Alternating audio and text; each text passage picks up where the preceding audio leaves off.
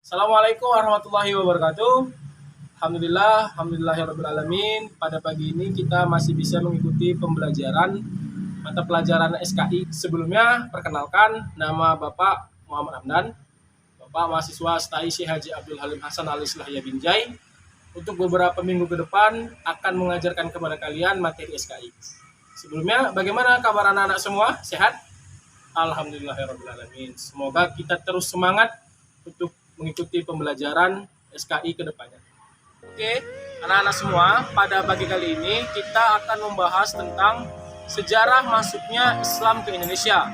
Yang pertama, kapan pertama kali Islam masuk ke Indonesia? Nah, untuk materi kapan pertama kali Islam masuk ke Indonesia, itu ada 4 teori.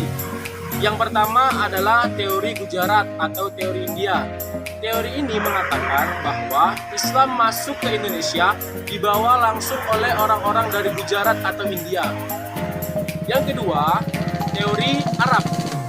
Teori Arab ini mengatakan bahwa Islam masuk ke Indonesia dibawa langsung oleh orang-orang Arab, yaitu pada abad ke-7 Masehi atau abad pertama Hijriah.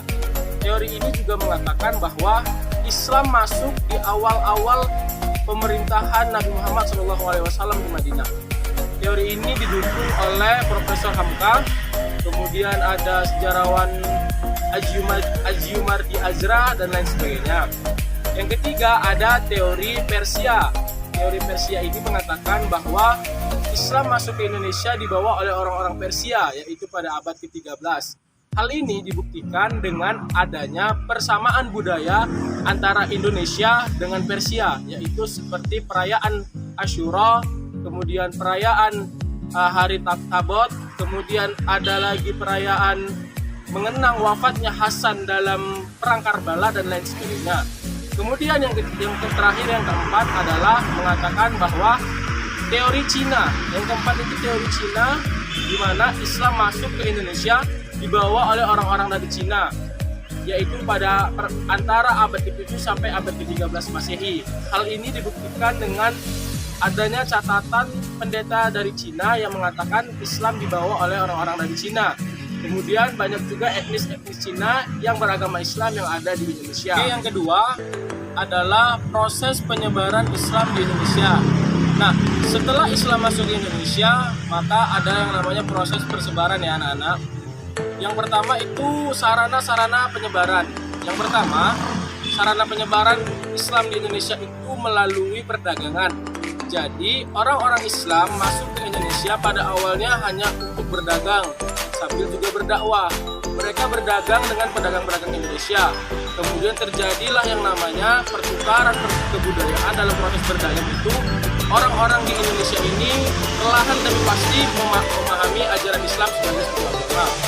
Kemudian yang kedua, sarana penyebarannya yaitu dengan perkawinan.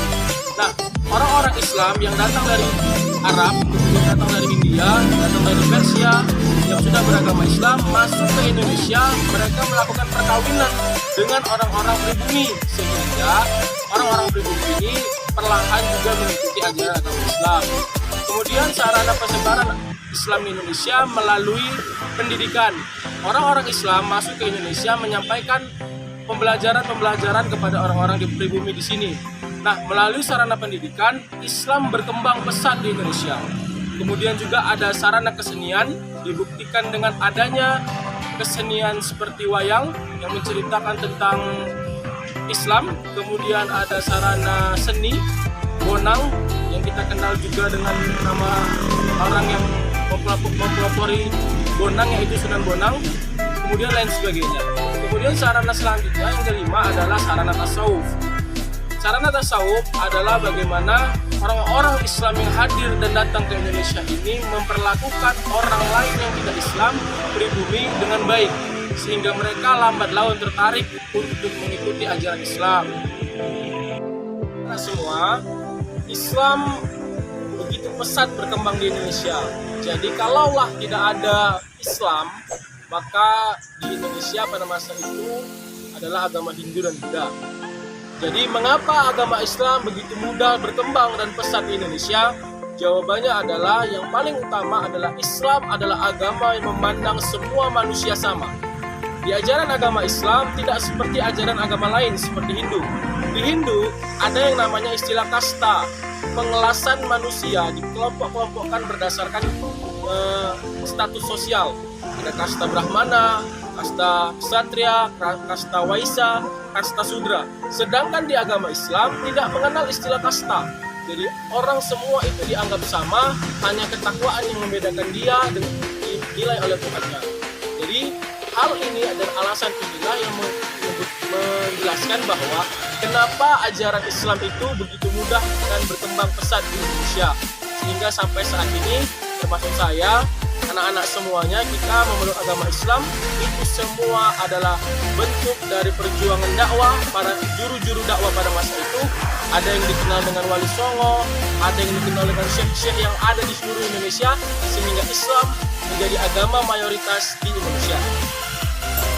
Semua mungkin ini aja video pembelajaran yang dapat Bapak kirimkan. Semoga anak-anak semua di rumah tetap semangat dalam belajar, walaupun kita dalam pandemi virus corona, tetapi kita semua harus tetap semangat, karena semangat belajar itu datangnya dari diri kita sendiri. Anak-anak semua udah kelas 3, sebentar lagi mau tamat-tamatan nih kan.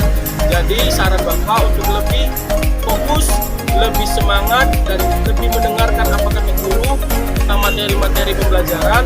Dan yang paling utama adalah tetap jaga kesehatan, tetap patuhi protokol kesehatan, jangan sampai kita terpapar virus corona, jaga jarak, dan lindungi diri kita dan keluarga kita dengan 5M. Semoga kita semua dalam kesehatan. Oke, sampai jumpa di pertemuan selanjutnya. Nanti tugas Bapak kirimkan di video ini juga ada.